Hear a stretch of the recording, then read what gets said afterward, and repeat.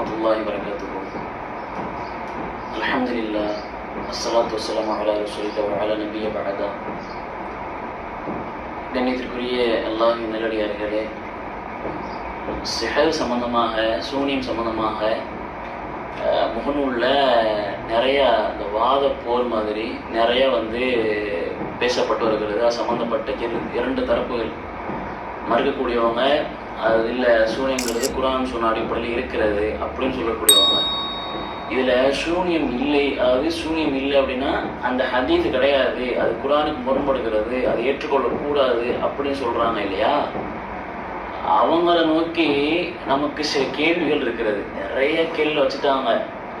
அதில் சொல்லக்கூடிய பதில் எதுவும் ஏற்புடையதா இல்லை. திரும்ப திரும்ப அந்த கேள்வி கேள்வியாகத்தான் நமக்கு பார்க்கப்படுகிறது. சூனியத்தை நம்பக்கூடாது. சூனியத்தை யார் நம்புகிறாங்களோ, அதாவது அல்லாஹ் நாடினால் அது எஃபெக்ட் ஏற்படும் அப்படிங்கிறத யார் நம்புகிறாங்களோ அவங்க முஷ்ரிக்கு, அல்லாஹ் நாட மாட்டான் அப்படிங்கிற மாதிரி தான் வாதங்கள் வைக்கிறாங்க. அதே மாதிரி ரசூலுல்லாஹி ஸல்லல்லாஹு அலைஹி வஸல்லம் அவங்களுக்கு சூனியம் வைக்கப்பட்டதாக லபீத் இப்னு அல்சம் அப்படிங்கிற அந்த யூதர் சூனியம் வைக்கப்பட்டதாக புகாரி வரக்கூடிய ஒரு நிறைய ஹதீஸ்ல வருது, கிதாபுகள் வருது. புகாரி வரக்கூடிய ஹதீஸ் அந்த செய்திகள்லாம் மறுக்கக்கூடியது அப்படின்னு சொல்லி என்ன செய்யறாங்க, சொல்றாங்க. இப்போ இது நீண்ட நாட்களாக நமக்கு தெரிய ஒரு விஷயம் தானே இந்த மாதிரி வாதங்கள் இருக்கிறது. இதுல சூனியம் சார்ந்து, அதாவது சூனியம்ங்கிறது குர்ஆன் சுன்னா என்ன அடிப்படையில சொல்லுதோ அது கிடையாது. பொதுவா சூனியம் கிடையாதுங்கிறது ஒரு வகை. குர்ஆன் சுன்னா இருக்க போய்த்தானே அதை நம்ம ஏற்றுக்கொள்ள வேண்டியதா இருக்கிறது. அதுல சூனியத்துக்குண்டு அல்லாஹ் என்ன வார்த்தையை போட்டிருக்கிறானோ அந்த வார்த்தை தாண்டி நம்ம ஹதீஸ்ல என்ன வாசம் பதிவு செய்யப்பட்டிருக்கிறதோ அதை தாண்டி நம்ம என்ன செய்ய முடியாது, யோசிக்க முடியாது. அப்போ குர்ஆன்ல ஹதீஸ்ல அந்த செய்தி இருக்கிறது. பக்ராவுல 102 வசனம் இந்த விஷயத்த சொல்லல, அது இப்படி புரிஞ்சுக்க கூடாது, அது இப்படித்தான் புரிஞ்சுக்கணும் அப்படிங்கிற வாதமா இருக்கட்டும். ரசூலுல்லாஹி ஸல்லல்லாஹு அலைஹி வஸல்லம் சூனியம் வைக்கப்பட்ட ஹதீஸ் கிடையாது இப்படி நிறைய பேசுறாங்க இல்லையா, நிறைய வாதங்கள் இருக்குது இல்லையா. இதுல என்ன கேள்வி வருது அப்படின்னா, அந்த 208 வசனத்துல இன்ன வரைக்கும் ஒரு வார்த்தை மட்டும் நிரூபணம் இருக்கிறது. என்ன, அல்லாஹ் அதுல சொல்லும் பொழுது வமாஹும் பில்லார்ரைன பிஹி மின் அஹதின் இல்லா பிஇذனில்லாஹ், அந்த இல்லா பிஇذனில்லாஹ் இப்ப இதான் இருக்கிறது. அதாவது இல்லா பிஇذனில்லாஹ், அல்லாஹ் நாடினாலே இல்லா தவிர. அப்ப அல்லாஹ் நாடினாலே தவிரங்க வார்த்தை இருக்கும்போது அல்லாஹ் எப்படி நாடுவான் அப்படிங்கிற ஒரு வாதம் அது அக்செப்ட் பண்ணிக்க முடியல. இல்ல ஒரு நியாயமான வாதங்கள் இருந்தா கூட சரி, இது வரைக்கும் வைக்கப்பட்ட வாதங்கள். அல்லாஹ் நாட மாட்டான்னு சொல்றோம்ல, அல்லாஹ் நாட மாட்டான் அப்படிங்கிறத நான் எப்படி சொல்ல முடியும்? இப்ப அது எப்படி சொல்றாங்கன்னா, அதாவது அல்லாஹ்வுடைய அந்தஸ்தை அந்த ஆற்றலை கொடுக்குற மாதிரி ஆகாது. அப்ப அல்லாஹ் இது ஒத்தஹது சாஹிபு அம்மா வளதா, அல்லாஹ் பிள்ளைகளை ஏற்படுத்திக்க மாட்டான். அல்லாஹ் அல்லாஹ் நாடுனா குழந்தை ஏற்படுத்திக்கிடுவானா, அல்லா தஹது சினத்து வளானம், அல்லாஹ் தூங்க கிடையாது, தூங்க மாட்டான் அப்படின்னா பல்லாஹ் தூங்குவானா, இந்த மாதிரி வாதங்கள்லாம் வைக்கிறாங்க. இந்த மாதிரி இடத்துல அல்லாஹ் இல்லா பிதிலான்னு போடல, சொல்லல. அல்லாஹ் இந்த விஷயத்துக்கு தான் நான் சொல்றோம்.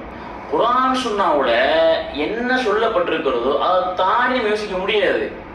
அவங்க அல்லாஹ் நாடுனா பாதிப்பு ஏற்படும் அப்படின்னு சொல்லும் பொழுது அல்லாஹ் எப்படி நாடுவான்னு ஒரு கேள்வி கேட்டா, ஒரு கம்பெனியில ஒரு முதலாளி இருக்கிறாரு. அந்த முதலாளி ஒரு சில நேரங்கள்ல மட்டும் என்னுடைய எல்லா பொறுப்பும் இவருக்கு வரும் அப்படின்னு சொல்றாரு. மத்தவங்க என்ன நினைக்கிறாங்க, என்னங்க உங்க இதை இவரை கொடுக்குறீங்க அப்படின்ட்டு. எல்லா நேரத்தையும் இல்லை, ஒரு சில நேரங்கள்ல நான் அவருக்கு இந்த இடத்துல இந்த இதை நான் கொடுக்குறேன் அப்படின்னு சொன்னா அது அந்த முதலாளியோட விருப்பம், அவர் செய்யறாரு, அப்படித்தானே. இப்ப அல்லாஹ் அவனுக்கென்று ஒரு சிஃபத் வச்சிருப்பான்ல, ஒரு அந்தஸ்து வச்சிருப்பான்ல. அதாவது காஃபிர்கள்ட்ட சொல்லும்போது சில வார்த்தைகளை போட்டு சொல்றதுக்கு சில வாக்கியங்கள் இருக்குது இல்ல, சில செய்திகள் இருக்குது இல்ல, சில விஷயங்கள் இருக்குது இல்ல, அத அல்லாஹ் நபிமார்களுக்கு கொடுத்துருக்கலாம், அப்படித்தானே. உதாரணத்துக்கு ஈசா அலைஹிஸ்ஸலாம், ஈசா அலைஹிஸ்ஸலாத்தை கிறிஸ்தவர்கள் கடவுள்னு சொல்றாங்க பல்வேறு காரணங்கள். அது மெயின் என்ன, அவர் வந்து அந்த உயிருள்ளவர் வந்து உயிரற்றவர் வந்து உயிர் பிற்பார் அப்படித்தானே அல்லாஹ் குர்ஆன்ல சொல்லும்போது ஈசா அலைஹிஸ்ஸலாத்தை பத்தி சொல்லுகிறான். உப்ரியுல் அக்மஹ வல் அப்ரஸ உஹீல் மௌத்தா, கூட தாக்க வைக்கிறாரு, குஷ்நோயை குணப்படுத்துறாரு. உஹீல் மௌத்தா, மௌத்தா பொண்ணுக்கு உயிர் கொடுக்கிறாரு. இது இல்ல அல்லாஹ்வோட பெர்மிஷனோட. சோ இங்க அல்லாஹ் சொல்ல வர்றது என்ன, ஈசா அலைஹிஸ்ஸலாத்துல நினைச்ச மாதிரிலாம் பண்ண முடியாது. நான் ஒன்ஸ் பெர்மிஷன் கொடுத்தா அவர் என்ன செய்வாரு, அந்த இது செய்வார். அப்படித்தானே சொல்றான் அல்லாஹ். இவ்வளவு ஏன் தஜ்ஜாலை பத்தி நம்ம கேள்விப்பட்டிருக்கோம், ஒருவனை கொன்னு திரும்ப வந்து உயிர்ப்பிப்பான் அப்படின்னு சொல்லி. அதுல கூட அது எப்படி ஒரு தடவை தானே பண்ணுவோம், ஒரு தடவை பண்ணாலும் பல தடவை பண்ணாலும் பண்ற நம்ம பண்ண முடியுமா? அப்ப அல்லாஹ் ஏன் அந்த அந்தஸ்து, அது ஒரு ஃபித்தன், ஒரு சோதனைக்காக நபிமாருக்கு அல்லாஹ் இருப்ப கொடுத்தது ஒரு முஅஜிஸா. அப்ப அவங்க நம்பணும். அப்ப இந்த செய்தியை தஜ்ஜாலி கொடுத்தது ஒரு ஃபித்தன், ஒரு சோதனை. ஃபியூச்சர் ஒருத்தர் வருவான், இப்படி பண்ணுவான், நம்பிடக்கூடாது. அதுக்கு நீங்க இப்போ வாழ்க்கை லைஃப் கரெக்டா குர்ஆன் சுன்னா அடிப்படையில் அமைச்சுக்கிறது. இது வந்து ரொம்ப சாதாரணமா புரிந்து கொள்ள முடியக்கூடிய ஒரு வாதம் தான். ரொம்ப மெனக்கெட்டு நுணுக்கமான ஆய்வு அப்படிலாம் வந்து போக தேவையில்லை. சரி, அதர்வைஸ் இப்படி வச்சுக்கலாமே. இப்ப இந்த அதாவது அந்த ஹதீஸ் குர்ஆனுக்கு முரண்படுகிறது என்று இமாம் புகாரி ரஹ்மத்துல்லாஹி அலைஹிக்கு தெரியலையா? புகாரி மனிதர் தானே, அவர் பெரிய அப்படிலாம் சொல்ல வரல, ஒரு பெரிய அந்தஸ்தை வைத்து பார்க்கக்கூடிய ஒரு அறிஞர் இமாம் புகாரி ரஹ்மத்துல்லாஹி அலைஹி. ஆனா மனிதர் தான், யாரும் மறுக்கல முடியாது. ரசூலுல்லாஹி ஸல்லல்லாஹு அலைஹி வஸல்லம் மனிதர்கள் தானே. அப்ப அந்த அது எக்கச்சக்கமான ஹதீஸ்களை ரெடி பண்ண இமாம் புகாரி ரஹ்மத்துல்லாஹி அலைஹி இது சரியில்லை, இது பிழை, லைஃப் மௌது இட்டு கட்டப்பட்டது அப்படி இப்படின்னு வாதங்கள் அது அவங்க அந்த தஹ்கீக் செய்து இப்போ ஒரு 7000 அந்த ஹதீஸ்களை மென்ஷன் பண்ணி இருக்கிறாங்க. 7000 ஹதீஸ்களை மென்ஷன் பண்ணி இருக்கிறாங்க. அப்படின்னா இப்ப இந்த ஹதீஸை மறுக்கிறதுக்கு ஒரு பெரிய நீண்ட ஆய்வு தேவையில்லையே சூனியத்தை மறுக்கிறதுக்கு, இந்த ஹதீஸை இக்னோர் பண்றதுக்கு, இல்லைன்னு சொல்றதுக்கு.